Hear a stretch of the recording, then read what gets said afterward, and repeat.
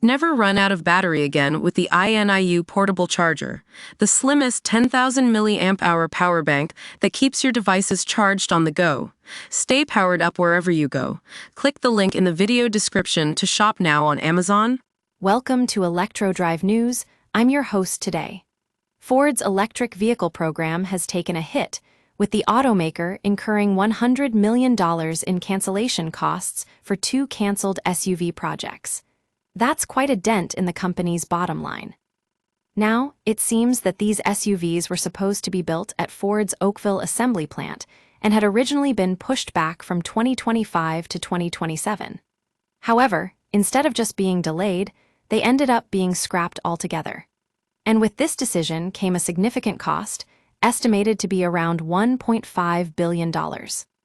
Ford initially reported that the project would result in a special non-cash charge of about $400 million. But as we can see, the actual cost is much higher than expected. The company did reveal some of these costs in its first quarter 2025 financial reporting, but it seems that there's still more to come. Now, you might be wondering what this means for Ford's future plans. Well, it appears that the Oakville assembly plant will be undergoing a major reconfiguration, with the focus shifting towards producing hybrids. This is part of Ford's broader strategy to diversify its product lineup and stay competitive in the rapidly evolving EV market. But here's an interesting aside. While we're talking about electric vehicles, I want to share with you some news from another direction. It seems that Ford has been working on a new technology called air flow adjusting wheels. Yes, you heard that right.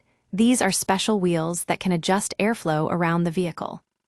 Apparently, this tech is being developed for racing applications, but it could also have implications for everyday driving.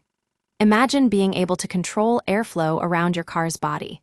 It might just improve fuel efficiency and performance. And who knows, maybe one day we'll see these wheels on production cars. That's all for now from ElectroDrive News. Thanks for watching.